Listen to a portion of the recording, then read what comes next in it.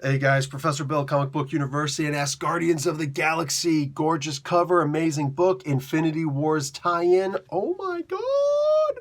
Okay, I don't want this book to end. Nope, I don't want this book to end. If this is a one-shot, we fightin'. We fightin'. I know it's not a one-shot, but I don't want this to be a limited series. Dude, Cullen Bunn in the back of this book directly talks to us and tells us how he's been planning on doing this. He pitched this in 2015, and they weren't ready for something like this. Well, here we are, 2018, almost 2019. Oh, we ready. We ready. Like, everything's in perfect place for this.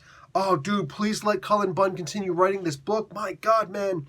So we got Annabelle Riggs, an archaeologist who I didn't realize is also Brunhilde. I didn't realize that. I can't read every comic book, man, all right?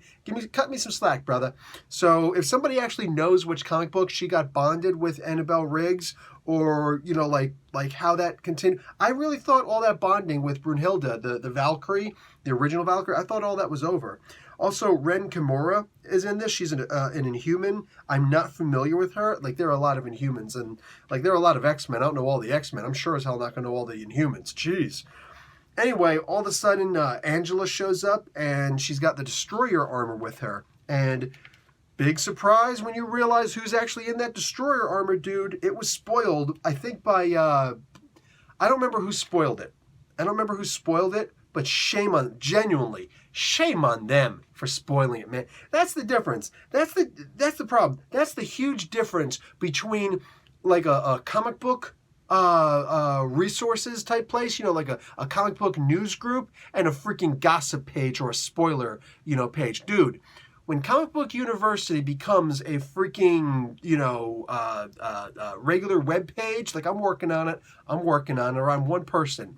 But when that becomes a full thing, and I have people doing news reports, I will fire somebody on their butt if they try and reveal a spoiler like they revealed for this one. That's just such a shame. That is such a crying shame that they revealed this spoiler, man. But, what do you call it? Anyway, the book itself, dude, this was fantastic, man. You got Throg in here. And most of the time, people will have like an honorary mention or something like that with Throg, you know, the frog version of Thor. This is Simon Walterson is the character's actual name. And they actually give a very, very brief history of the character in here, which, thank you. I always loved Throg because he represents something like a continuation of Walter Simonson's run on Thor, which is probably the greatest run on any comic book ever. Nope, sorry. So there was a lot of respect given to the comic book in that regard. What do you call it? Thunderstrike is in this. It's the new version of Thunderstrike. And you can go and check out, I think it's 10 things about Thunderstrike explained in a minute, if not just Thunderstrike explained in a minute. I love doing those stories where I'm explaining these characters. Anyway, Throg is given a lot of respect in here. All of these characters are given a lot of respect. There's a moment in here which got me feeling really sad. Really sad. I'm not going to tell you the moment, but I will explain the moment. It's basically when you see what happens in space, you see all these dead entities, okay? You should understand this. Even if you're not familiar with the history of Thor, you should understand this just by seeing the Infinity War movie. Excuse me, this planet of these people who help out the Asgardians all the time. Their fingernails are missing. And there's a mention in there of Naglfar. In the Norse mythology, and it's also brought up in Walter Simonson's Thor run, basically in the mythology, Hel, in the comic books, her name is Hela, but Hel, which is also the name of the realm itself, in the mythology, Hel, she will actually collect all of the fingernails of the dead people, okay? All of the dead, she will, when people are dead and when they come to Hell, if they go to Valhalla, that's a different story, but if they come to Hell in Niflheim, then she takes their fingernails. And then she takes these fingernails and she makes a big ship. And once she's got enough fingernails to make this gigantic ship, then she's going to take part in Ragnarok, and she's going to bring her legions of the dead on this gigantic ship that's supposed to lead them into Valhalla, and she's going to, into Asgard, and she's going to help to lay waste to the gods. Everybody hates the Norse. Everybody hates the Asgardians, man. everybody. So this is also continued with Hela in the comic books, where Walter Simonson had Naglfar there, and the Executioner actually destroyed his axe in the process of destroying Naglfar, which pushed back Ragnarok a long time. And Walt Simonson was instrumental in pushing back Ragnarok. You know, nowadays everybody's just like, oh, let's just have another Ragnarok and kill all the gods. Walter Simonson was like, dude, let's instead push it back a little bit and build the suspense. So these other stories where somebody just throws in a Ragnarok really quick, they're cute and all, but they only have any kind of real message, any kind of real bearing, because Walter Simonson had it so integral in his stories to push them back. So credit where credit is due.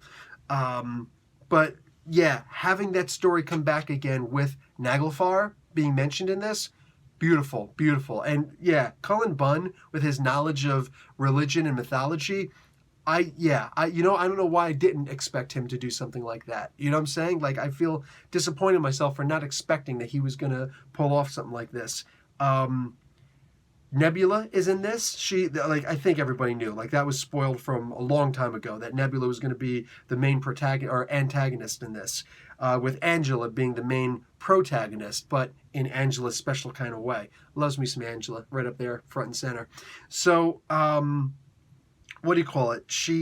They go at it with each other, and there's just the right amount of comedy in here.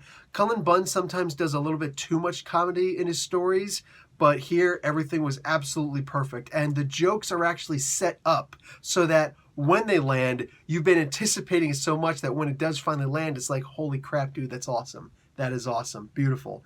So, I'm going to make one single complaint about this comic book. One single complaint.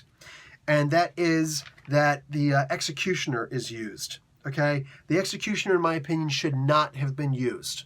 All right? And you know what? I'm going to get into that after I explain who did this comic book. Writer Cullen Bunn, artist Matteo Lally, color artist Federico Blee, and letterer VC's Corey Petit. Cover artist Dale Keown and Jason Keith, and variant cover artist by Humberto Ramos and Edgar Delgado. Just got to meet Humberto Ramos over the weekend. Got a hug. That was awesome. Also, Cliff Chang did a variant cover, and Scotty Young's got to throw in a variant cover too, man. That's beautiful. Beautiful. Perfect. Well worth it. Can't wait to see, first off, really quickly, can't wait to see the next issue. That's what it's going to look like. Digging it. On sale on the 3rd of so basically 1 month from now, the 3rd of October. That's looking really good. But I don't feel like the Executioner... I understand the desire to use the Executioner, but for me, this also goes back to Walter Simonson. I don't like that anybody uses the Executioner. I don't like that Jason Aaron is using him currently in the Thor run, even though if he's going to be used, that's the place to use him because he's in hell. You know what I'm saying? So, with one L, one hockey stick. So that if you're going to use him, that's the perfect way to use him. I don't like that anybody else has ever used him. I don't think that he should be used at all, period. Done and done. I don't think he should be used. He had a death, like, I got the Death of Captain America first print right back there in mint condition. Yeah, that was an amazing death right there, okay? But even better than that death, yes, even better than that death, was Walter Simonson's run. I've got it. Hoping to get it signed one of these days. I don't care about the value of it. I want Walter Simonson to sign that along with his first issue run with Beta Ray Thor, where he first created the character. Dude, I just don't think that he should be used because he had a death unlike any death I've ever seen. If you read comic books, you've seen a lot of deaths. That was the greatest single death in the history of comic books ever. It was perfect.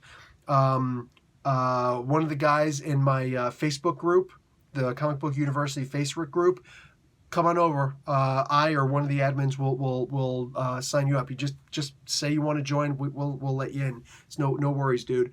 But he posted that Walt Simonson's birthday was on the 2nd of September.